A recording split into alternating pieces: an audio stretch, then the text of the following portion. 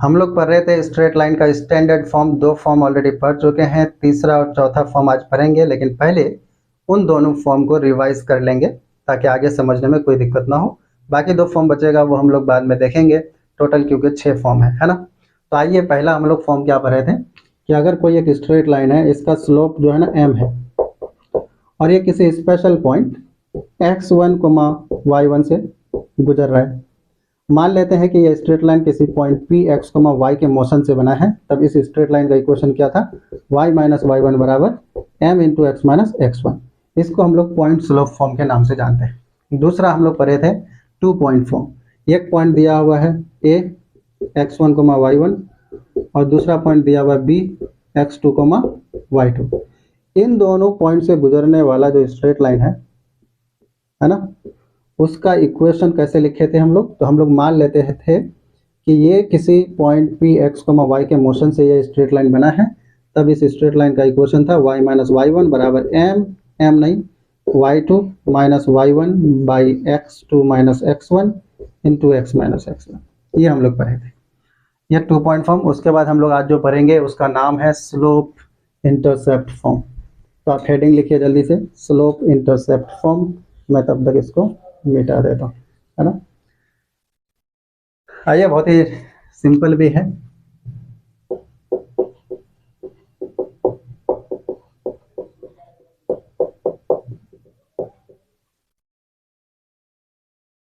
चलिए, सिचुएशन को फिगराइज करते हैं कि हमारे पास नाम से ही क्लियर है कि स्लोप इंटरसेप्ट फॉर्म है, तो स्लोप दिया हुआ रहेगा और एक x या y इंटरसेप्ट में से कोई एक इंटरसेप्ट दिया हुआ रहेगा।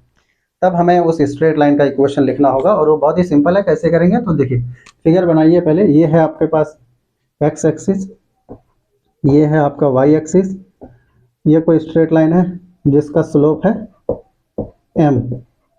ये स्ट्रेट लाइन का x या y इंटरसेप्ट में से कोई एक इंटरसेप्ट दिया हुआ है, तो हम लोग जनरली y इंटरसेप्ट ले लेते हैं। तो मान लेते हैं कि y इंटरसेप्ट दिया हुआ है और ये पॉइंट ए पर मान लो x एक्सिस को इंटरसेक्ट कर रहा है, पॉइंट b पर y एक्सिस को इंटरसेक्ट कर रहा है। अगर y इंटरसेप्ट c दिया हुआ है तो पॉइंट b का कोऑर्डिनेट हो जाएगा 0, c, यानी हमको y इंटरसेप्ट c दिया हुआ है। c का मतलब o से लेकर b तक, o मतलब ओरिजिन, है ना। तब इस स्ट्रेट लाइन का इक्वेशन लिखना है। कैसे लिखेंगे, तो हमारे पास 2 ही जानकारी है, एक तो स्लोप दिया हुआ है,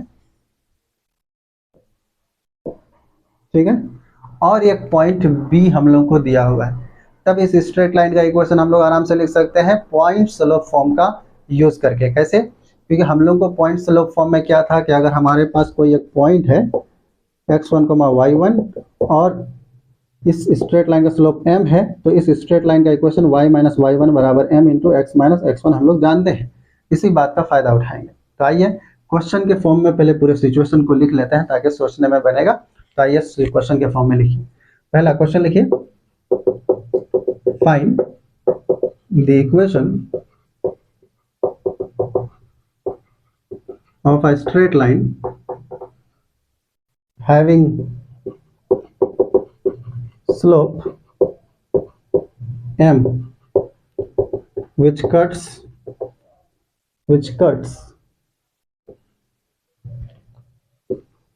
an intercept c on y axis। ठीक है, सिचुएशन पूरा समझ में आ गया। अब क्या कीजिए, लिखिए। तो जो जो आपको दिया हुआ है पहले आप उसको नोट डाउन कीजिए। सॉल्यूशन क्या क्या दिया हुआ है, पहले तो पॉइंट बी दिया हुआ है। पॉइंट बी कितना दिया हुआ है, 0, c, यही y इंटरसेप्ट है ना। और उसके बाद स्लोप दिया हुआ है m। तो हम लोग इस फॉर्म का यूज करेंगे। तो हम लोग क्या करेंगे, from slope point form we know, हम लोग क्या जानते हैं कि y माइनस y1 बराबर m into x minus x1 होता है। ठीक है, स्लोप तो m ही दिया हुआ है, उसमें कोई दिक्कत नहीं है। अभी x1 y1 क्या है, तो पॉइंट b को हम लोग मान लेते हैं x1, y1। तो x1 का मतलब 0, y1 का मतलब c। तो यहाँ पर पुट करो, y माइनस सी, y1 कितना c है m into x minus x1, x1 कितना है 0। इसको सिंप्लीफाई करेंगे तो y बराबर हो जाएगा आपका mx प्लस सी। इसी को हम लोग बोलते हैं स्लोप इंटरसेप्ट फॉर्म, ठीक है, स्लोप इंटरसेप्ट फॉर्म। तो आप इस बात को याद रखिए, बहुत ही सिंपल सी बात है। अब अगर आप इसको लिख लिए तो एक क्वेश्चन लिखते हैं।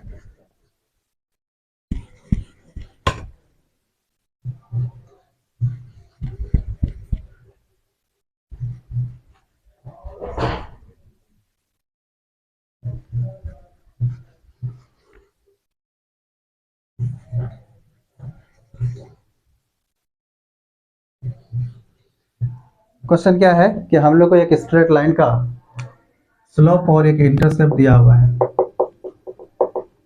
Find the equation of a line which cuts an intercept 4 unit on y-axis and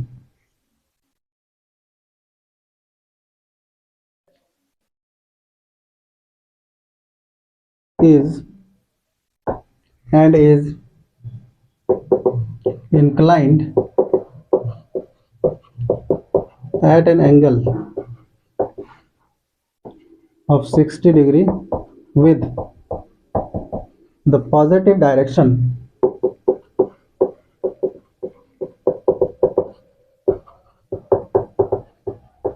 of x-axis।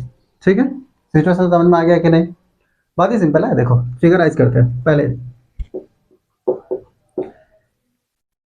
कोई एक स्ट्रेट लाइन है, ये एक्स एक्सिस है, ये वाई एक्सिस है, ये स्ट्रेट लाइन है, 60 डिग्री एंगल बना रहा है positive direction of x axis के साथ, है ना। और वाई इंटरसेप्ट कितना दिया हुआ है 4, है ना। तो ये हो गया आपका, मान लो एक्स एक्सिस को पॉइंट ए पर इंटरसेक्ट किया, वाई एक्सिस को पॉइंट बी पर, तो ये 0,4 हो जाएगा क्योंकि वाई हमको वाई इंटरसेप्ट 4 दिया हुआ है ना। तो अब हम लोग को इस स्ट्रेट लाइन का इक्वेशन लिखना है, बहुत ही सिंपल सी बात है। तो हम लोग जानते हैं स्लोप कितना होगा tan थीटा, थीटा कितना है 60 डिग्री, तो tan 60 कितना होता है √3। क्लास 10 में पढ़ चुके हैं बचपन में। उसके बाद आगे थोड़ा सा चलते हैं। उसके बाद हम लोग को दिया हुआ है c की वैल्यू, c का मतलब y इंटरसेप्ट कितना दिया हुआ है c 4 दिया हुआ है 4। Now the equation of the straight line is, क्या होगा, हम लोग जानते हैं y बराबर mx प्लस सी, तो y is equal to m कितना है √3, x प्लस सी कितना है 4 है। तो ये हो गया आपका आंसर। क्या समझ में आया? बहुत ही सिंपल था ना, बहुत सिंपल है, ठीक है। अब अगर इतना आप समझ गए तो कोई दिक्कत नहीं। आगे चलते हैं अगला फॉर्म की तरफ। तो आप इसको जल्दी से लिखिए और मैं मिटाता हूँ, है ना।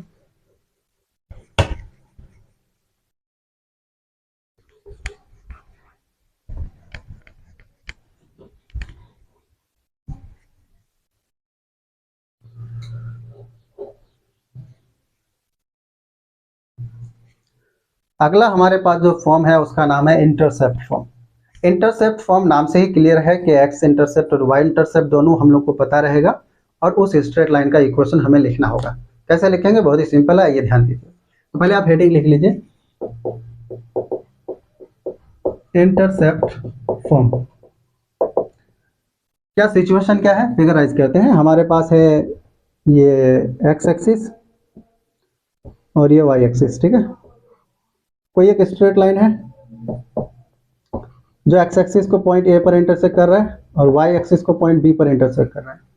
एक्स इंटरसेप्ट और वाई इंटरसेप्ट मान लो के दिया हुआ है। तो मान लो कि एक्स इंटरसेप्ट है ए, तो स्मॉल ए 0 पॉइंट ए का कोऑर्डिनेट हो जाएगा, और वाई इंटरसेप्ट मान लो स्मॉल बी है तो पॉइंट बी का कोऑर्डिनेट 0, बी हो जाएगा। बस इतनी ही जानकारी आपको दी गई है। आपको इस स्ट्रेट लाइन का इक्वेशन लिखना है। कैसे लिखेंगे? तो आप अगर ऐसे भी आप ये सोच सकते हैं कि एक पॉइंट ए और पॉइंट बी, दो पॉइंट का कोऑर्डिनेट पता है, तो दो पॉइंट से गुजरने वाला जो स्ट्रेट लाइन है उसका इक्वेशन लिखना हम लोग को आता है।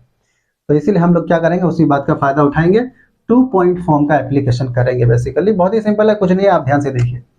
तो हम क्या करेंगे, पहले सिचुएशन को क्वेश्चन के फॉर्म में लिखते हैं ताकि हम लोग फिर से अपने से दिमाग लगा सके। देखो मैं क्वेश्चन के फॉर्म में इसीलिए लिखता हूँ कंसेप्ट को, ताकि आप क्या कर सको, आप ये सोचो कि ये क्वेश्चन है तो हमें अपने से सोचना है। अगर मैं कंसेप्ट लिख देता हूँ तो आप सोचते हैं कि सर तो बताएंगे ही, तो आप दिमाग नहीं लगाते हैं ना।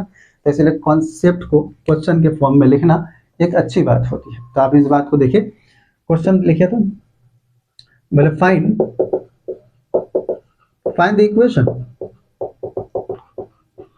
Of a line which cuts an intercept small a and small b on x and y axis respectively। बोला कि कोई एक स्ट्रेट लाइन है जो जिसका एक्स इंटरसेप्ट स्मॉल ए और वाई इंटरसेप्ट कितना है, स्मॉल बी है। तो आपको उस स्ट्रेट लाइन का इक्वेशन लिखना है। आइए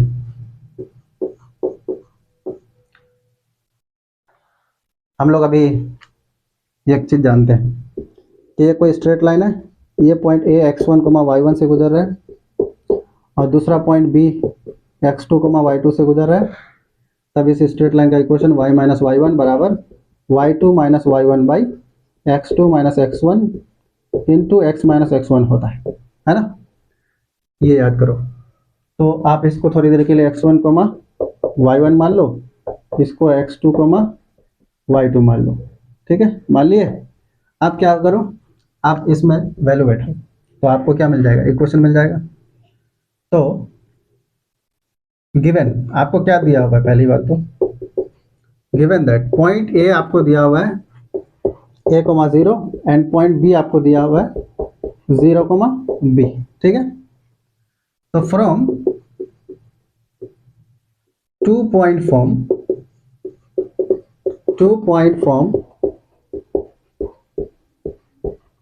वी नो दैट, हम लोग क्या जानते हैं, ये जानते हैं y minus y one is equal to y two minus y one by x two minus x one into x minus x one. इसमें आप वैल्यू बैठाओ और सिंप्लीफाई करो, आपको इक्वेशन मिल जाएगा। तो इसको मिटा दिया जाए। क्या है सिचुएशन, देखो it implies that y minus y one कितना है जी, यही ना 0, y2 माइनस वाई वन यानी b minus 0, x2 minus x1 यानी 0 minus a into x minus x1 का मतलब a। सही है ना। तो आप देखो ये हो जाएगा y बराबर minus B by A, B by A into x minus A. Simplify करो, क्रॉस मल्टीप्लाई करोगे तो ये हो जाएगा A y minus B x और minus minus plus A B. सही है, सिंप्लीफाई करो, बी एक्स को इधर लाओ तो ये हो जाएगा B x plus A y is equal to A B. नहीं, अब यहाँ से अगर आप ऊपर जाएं इधर, तो यहाँ से हम क्या करते हैं, दोनों तरफ ए बी से डिवाइड कर देते हैं। क्यों ऐसा कर रहे हैं, ताकि थोड़ा देखने में खूबसूरत लगे। तो ये B x plus A y A B और इधर ए बी है, हम ए बी से डिवाइड कर दिए, दोनों तरफ ए बी से डिवाइड कर दिए। तो ये मिलेगा B x by A B, फिर ए वाई के साथ ए बी जाएगा, A B by A B cancel होकर के 1 हो गया। तो यहाँ से आपको बी बी कैंसिल हो जाएगा, तो x by A plus y by B is equal to 1। इसी को हम लोग बोलते हैं इंटरसेप्ट फॉर्म। क्या बोलेंगे, इंटरसेप्ट फॉर्म। ए क्या है, एक्स इंटरसेप्ट, बी क्या है, वाई इंटरसेप्ट। इसी को क्या बोलेंगे, इंटरसेप्ट फॉर्म। तो आप इस बात को छापिए कॉपी में भी और दिमाग में भी। समझ में आया, सिंपल सी बात है। इतना समझ में आ गया होगा तो एक बेसिक सा क्वेश्चन लिखते हैं, लॉलीपॉप है ना, उसके बाद हम लोग जेई वाला क्वेश्चन लिखेंगे।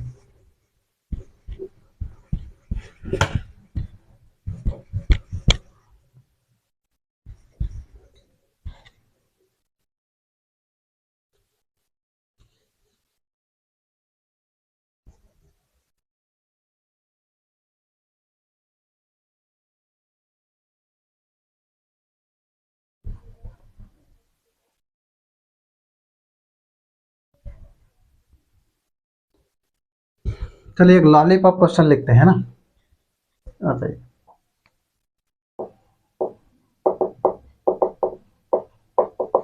Find the equation of a line which cuts and intercept 3 and 4 on the x and y axis respectively। बोला कि एक स्ट्रेट लाइन है जिसका x इंटरसेप्ट 3 है, y इंटरसेप्ट 4 है, तब उस स्ट्रेट लाइन का इक्वेशन लिखें। देखो कितना लॉलीपॉप सा क्वेश्चन है। क्वेश्चन नहीं समझ में आया? देखो ऐसे, ये x एक्सिस, ये y एक्सिस। x एक्सिस को पॉइंट A पर इंटरसेक्ट किया, y एक्सिस को पॉइंट B पर इंटरसेक्ट किया। ये लाइन आपको x इंटरसेप्ट 3 दिया हो तो A का कोऑर्डिनेट हो जाएगा 3,0, y इंटरसेप्ट 4 दिया हुआ तो B का कोऑर्डिनेट हो जाएगा 0,4। ठीक है, तो ये जो है यहाँ पर 3, यही एक्चुअली स्मॉल a है, और यहाँ जो 4 है ये स्मॉल b है। तो आपको बेसिकली क्या दिया हुआ है? दो ही चीज दिया हुआ है। गिवन दैट स्मॉल a बराबर कितना दिया हुआ है? 3 और स्मॉल b बराबर 4। Isn't it? बहुत ही सिंपल है ना। उसके बाद क्या करना है आपको? इस स्ट्रेट लाइन का इक्वेशन लिखना है। तो वी नो दैट, क्या जानते हैं हम लोग?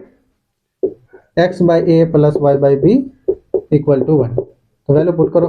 x बाई ए कितना है? 3, y बाई बी कितना है? 4, है ना, इज इक्वल टू 1। सिंप्लीफाई करना तो आता ही होगा, कर लो। 3 और 4 का एलसीएम कितना होता है जी? 12। तो ये होगा 4x और ये 3y इज इक्वल टू 1।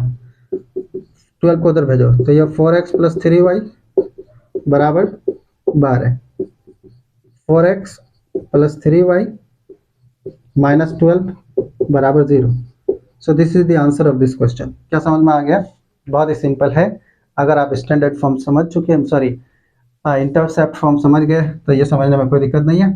अब इसको मैं मिटा देता हूँ, जल्दी से आप लिख लीजिए।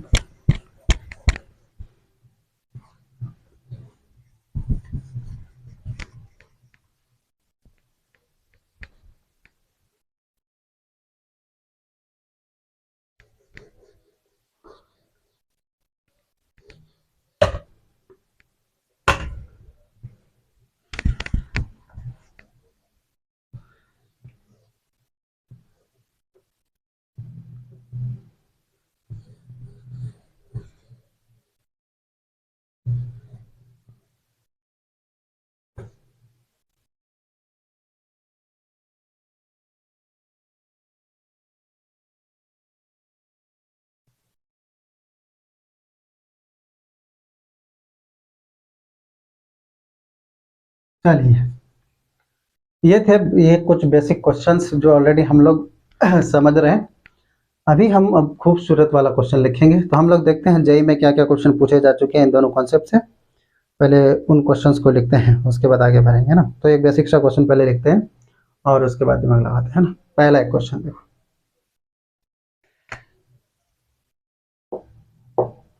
क्वेश्चन क्या है? A ray of light, a ray of light along x plus root 3y is equal to root 3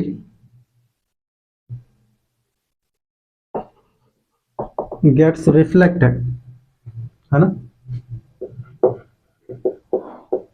gets reflected upon reaching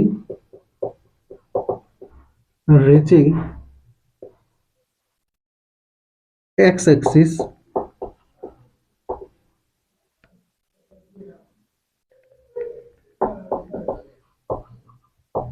the equation of the reflected ray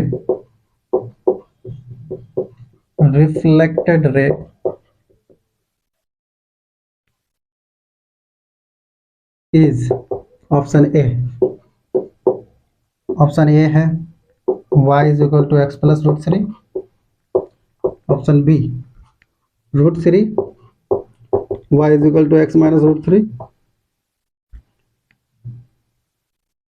option C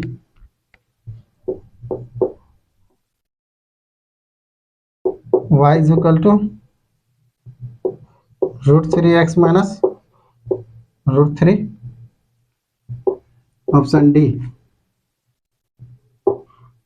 root three y is equal to x minus one. ठीक है, ये question है आपका। तो बनाया था ये JEE main 2000 actually में 13 में पूछा हुआ है।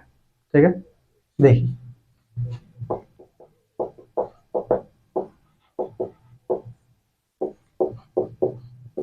तो कितना सिंपल सा सवाल है। आप इसको क्या कर सकते हैं, फिगराइज कीजिए, उसके बाद आराम से समझ में आ जाएगा। तो क्वेश्चन क्या कह रहा है कि एक लाइन, ये एक रे ऑफ लाइट है, फिजिक्स में आप लाइट पढ़े होंगे। तो मतलब एक रे ऑफ लाइट है जो इस लाइन के अलोंग जा रहा है, फिर एक्स एक्सिस पर पहुंचते ही वो रिफ्लेक्ट हो गया। आप एक्स एक्सिस को आईना मान लीजिए, मिरर।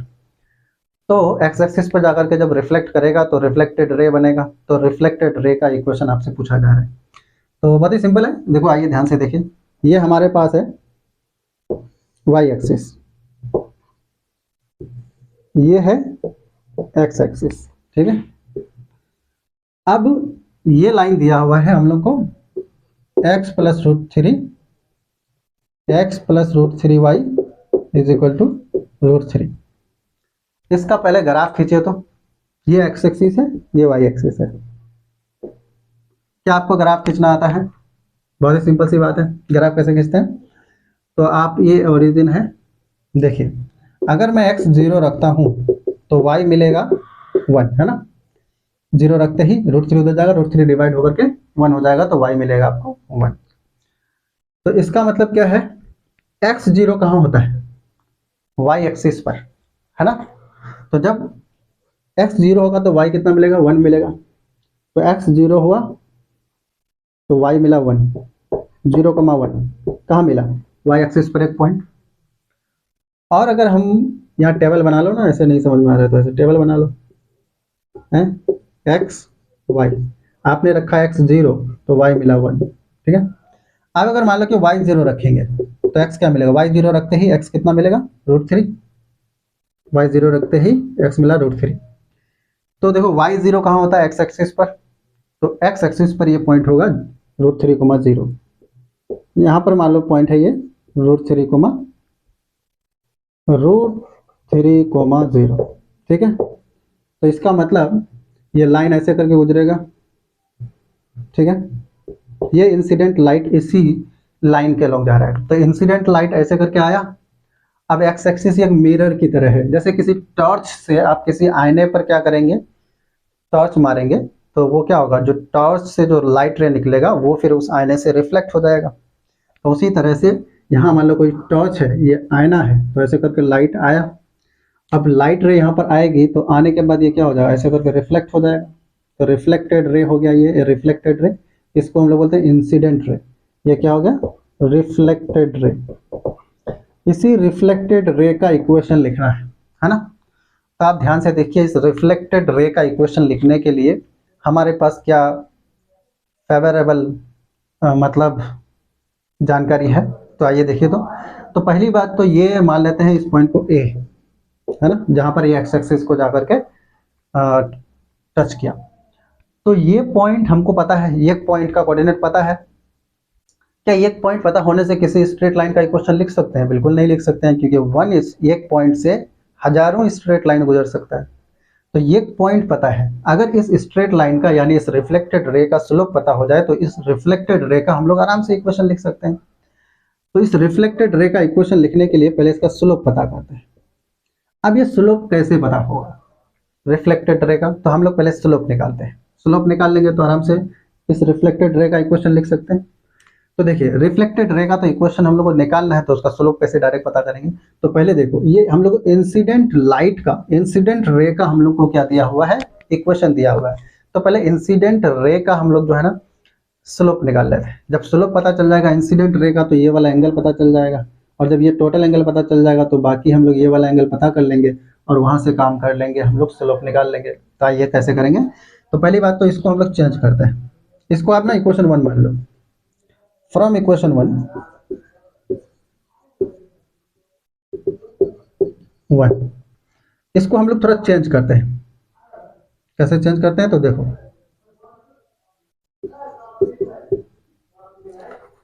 इसको y बराबर अगर आप यहाँ से निकालना चाहो तो x को उधर भेजो, तो ये √3y बराबर हो जाएगा √3 माइनस एक्स। y के कोफिशिएंट को 1 करो तो y बराबर हो जाएगा √3 by √3 minus 1 by √3 into x, है ना। ये हमने क्या किया, इस √3 को उधर भेजा तो ये हो गया y बराबर √3 बाई √3 1 और माइनस 1 बाई √3 इंटू एक्स। आप इसको सजा करके लिखना चाहते हैं तो y बराबर माइनस 1 बाई √3 एक्स प्लस 1, है ना। ऐसा क्यों किया? y का कोफिशिएंट हम 1 कर रहे थे। हम जानते हैं कि किसी स्ट्रेट लाइन का अगर स्लोप m है और उसका y इंटरसेप्ट c है तो उस स्ट्रेट लाइन का इक्वेशन होता है y बराबर mx प्लस सी। अगर y का कोफिशिएंट 1 हो तो x का कोफिशिएंट क्या हो जाएगा? m हो जाएगा। m का मतलब स्लोप। तो y का कोफिशिएंट हमने जानबूझ करके 1 किया तो x का कोफिशिएंट जो होगा वो उस लाइन का क्या हो जाएगा? स्लोप हो जाएगा। तो इसका ये मतलब हुआ कि हम लोग को यहाँ से स्लोप पता चला। स्लोप पता चला। स्लोप कितना निकला? स्लोप निकला -1 बाई √3। ये स्लोप किसका है? स्लोप ऑफ इंसिडेंट रे, यानी ये जो इंसिडेंट रे है उसका स्लोप। तो आपको अगर उसका स्लोप पता चल गया तो अच्छी बात है।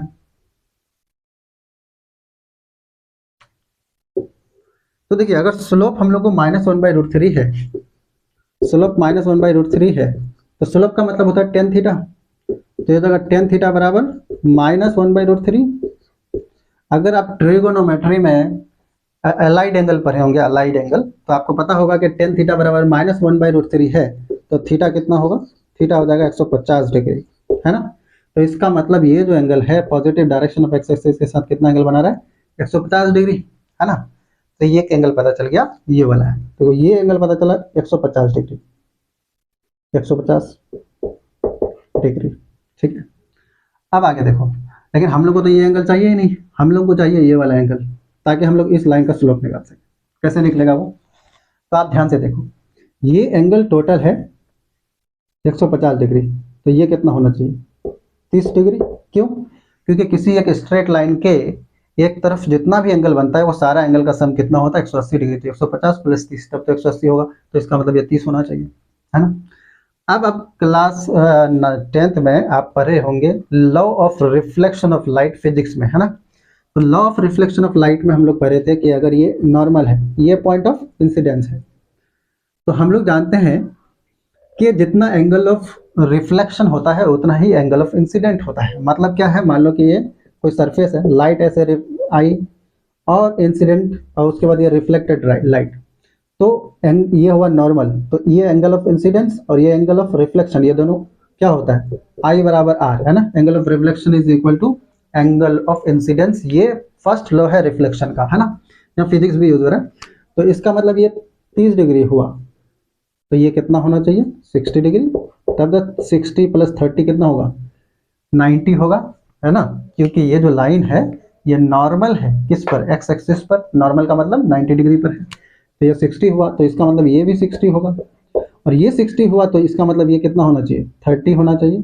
तो हम लोग को एंगल, ये हम लोग को इस रिफ्लेक्टेड रे का इंक्लाइनेशन पता चल गया, है ना। तो आप इतना जल्दी से लिखो, मैं इधर थोड़ा सा मिटाता हूँ, है ना।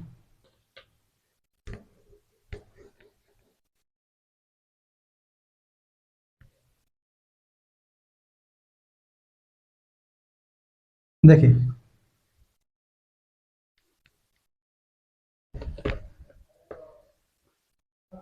तो हम लोग को स्लोप मिला, slope of reflected ray. Reflected ray का स्लोप कितना मिला? 1030 डिग्री। 1030 कितना होता है? 1 बाई √3, क्या आप ये बचपन से नहीं जानते हैं? जानते ही हैं। अब यहाँ पर देखो, बहुत ही सिंपल सी बात है, हम लोग को क्या करना है ना, इक्वेशन लिखना है। तो हम लोग को ये पॉइंट पता है a√3,0 और इस लाइन का स्लोप भी पता चल गया। तो हम लोग स्लोप पॉइंट फॉर्म से हम लोग क्या कर सकते हैं, उस लाइन का इक्वेशन लिख सकते हैं। The equation of the reflected ray is y minus y1 बराबर m into x minus x1, है ना। ये फॉर्मूला यूज करेंगे। तो y माइनस, इसको आप थोड़ी देर के लिए मान लो x1 कोमा y1, नहीं तो आपको मिल गया y1 कितना मिला तब तो 0, ये 1/√3 x माइनस x1 कितना है √3, सिंपलीफाई करो तो ये जाएगा √3 इंटू वाई बराबर x माइनस √3।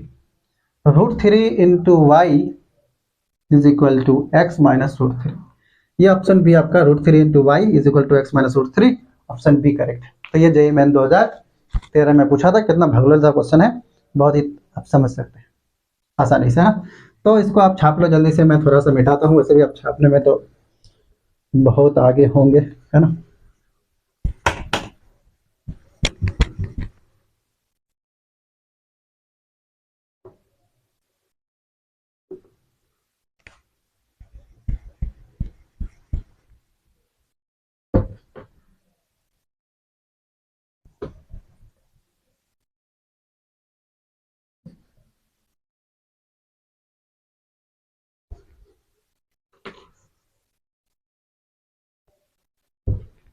चलिए अगला क्वेश्चन की तरफ लिखते हैं, मतलब चलते हैं। आप क्वेश्चन लिखिए, बहुत ही सिंपल है।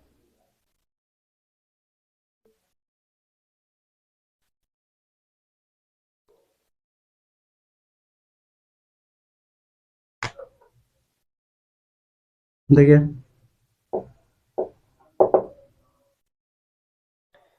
बोला कि if a line passing through the point, बोला कि if a line passing through, वो इतना घटिया कौन लिखता है, through the point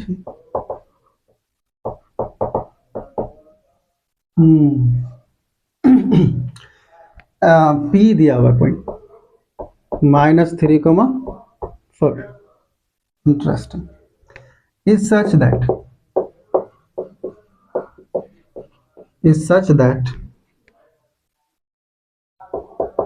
its intercepted portion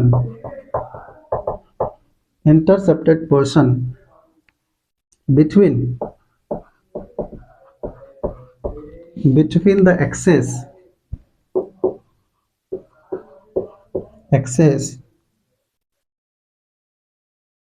is bisected at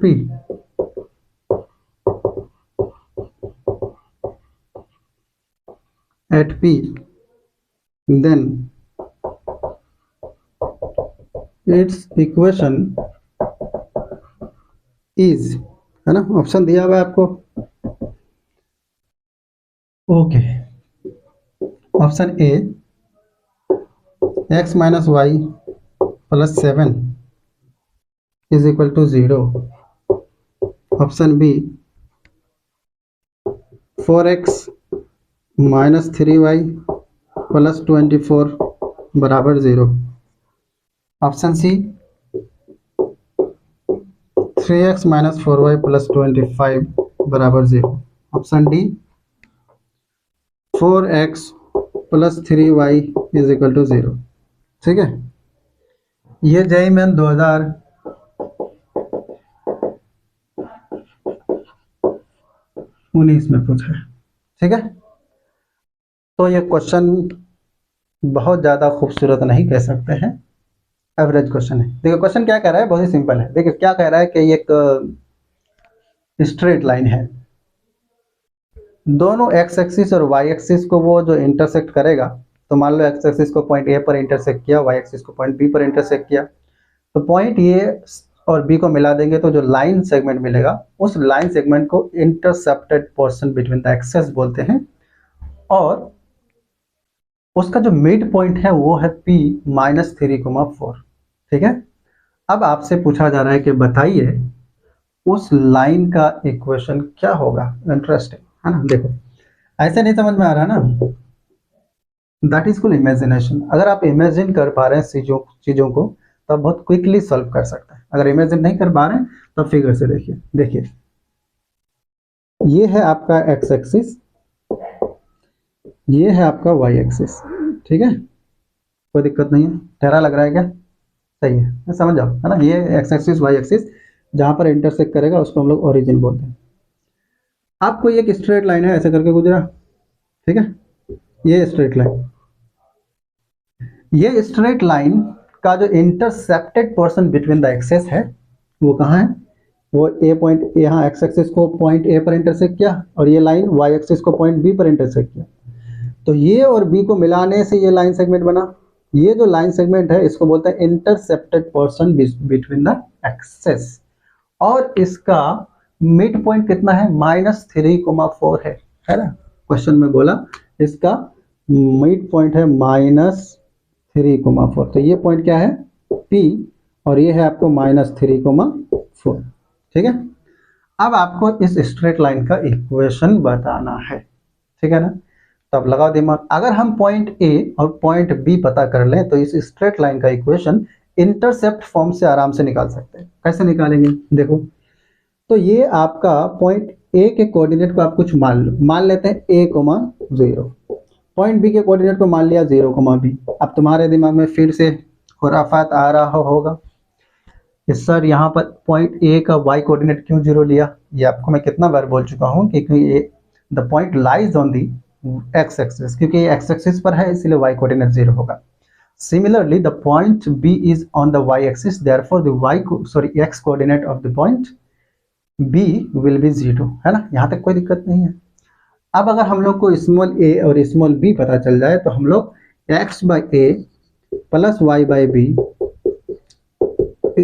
is equal to 1, जिसको हम लोग इंटरसेप्ट फॉर्म बोलते हैं, इसका एप्लीकेशन करके आराम से इसका इक्वेशन लिख सकते हैं। अब कैसे लिखेंगे? तो since P is the mid point of A and B, A और B का जो है ना P क्या है? मिड पॉइंट है।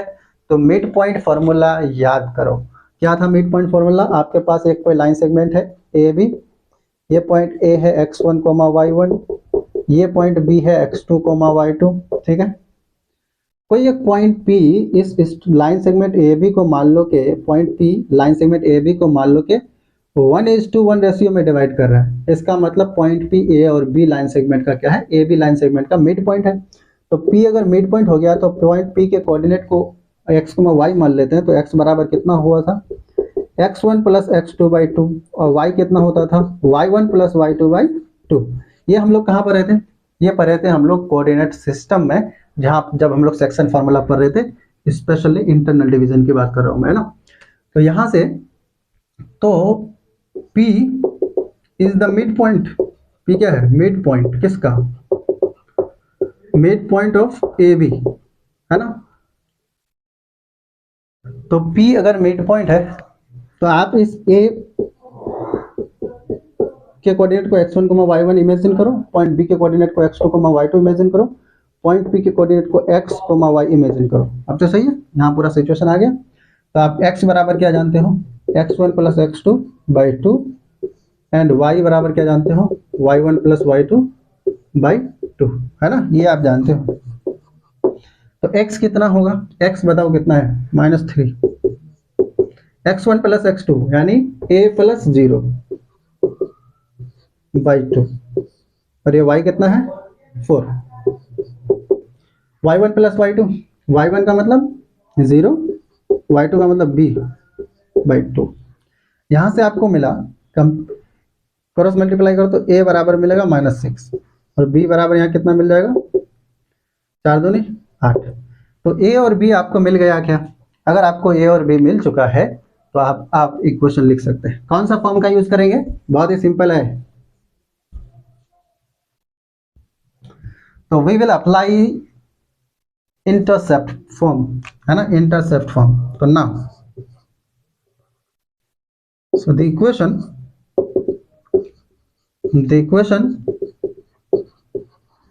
Of the straight line is क्या हो जाएगा, x by A plus y by B equal to 1, isn't it. तो यहां से हो जाएगा एक्स बाई ए कितना है -6, वाई बाई बी कितना है 8 बराबर 1, 9। तो ये हो गया आपका आंसर, लेकिन इसको ऑप्शन मिलाने के लिए आपको सिंप्लीफाई करना पड़ेगा। तो आप सिंप्लीफाई करो, सिंप्लीफाई करना आता है ना जी, कैसे करोगे?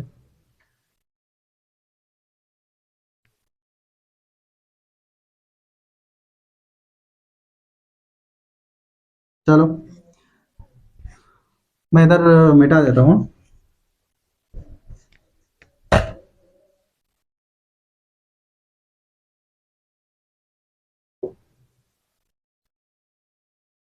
चलिए देखिए, आप इसको 8 और 6 का आप चाहो तो एलसीएम ले लो। 8 और 6 का एलसीएम कितना होता है? 24, 24 है ना।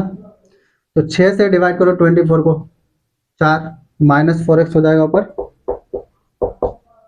और ये 3y is equal to 1, isn't it.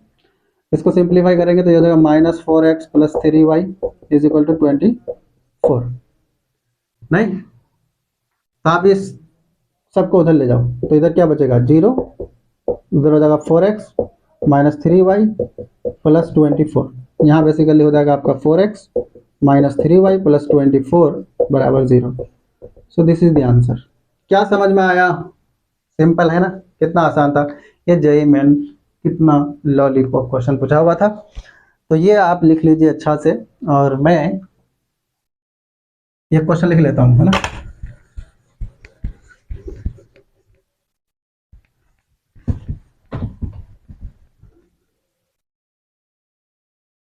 चलिए क्वेश्चन लिखिए तो।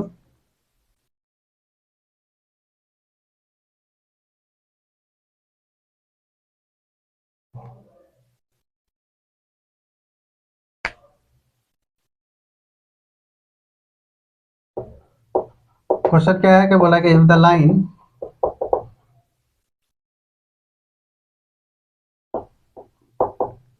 Three x plus 4y minus 24 is equal to 0 intersects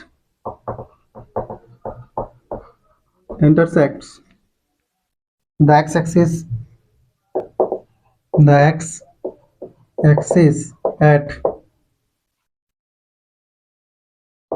A and y-axis at B, ठीक है।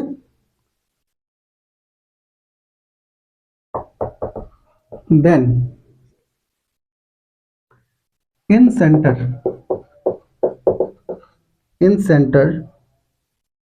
of the triangle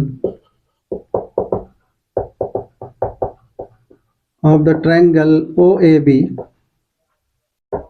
where O is the origin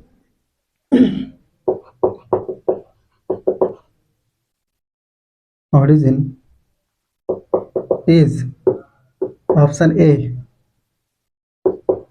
3,4, option B 2,2, option C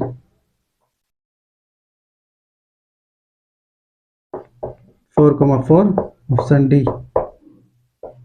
4,3, ठीक है।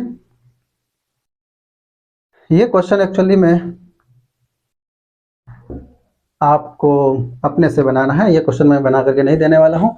बहुत ही simple सा question, मैं क्वेश्चन समझा देता हूँ। बोल रहा है क्या, देखो, if the line 3x plus 4y minus 24 बराबर 0 intersects the x-axis at the point A and y-axis at the point B, then in center of the triangle OAB where O is the origin। क्या है मतलब? बहुत simple है, कुछ नहीं है। देखो क्या बोला यहाँ पर कि कोई ये एक्स एक्सिस है, मान लो ये वाई एक्सिस है, ठीक है। कोई एक लाइन है, एक्स एक्सिस को पॉइंट ए पर इंटरसेक्ट किया और वाई एक्सिस को पॉइंट बी पर इंटरसेक्ट किया, और ये हो गया आपका origin, the point of intersection of the x-axis and the y-axis, ठीक है। अब ये जो ट्रायंगल OAB बना, इसी का आपको इन सेंटर बताना है। सिंपल सी बात है, पहले क्या करना है, इस लाइन को यूज़ करके आपको पॉइंट ए और बी का कोऑर्डिनेट निकाल लेना है, और उसके बाद जब आपको निकल जाएगा तब इस ट्रायंगल ओ ए बी का इन सेंटर का फॉर्मूला से इन सेंटर निकाल लेंगे। बहुत ही सिंपल है, ठीक है, अपने से करेंगे। बाकी आगे अगला दिन हम लोग पढ़ेंगे दो और फॉर्म, इन दोनों को याद रखिए। समझ में आ गया? Thank you.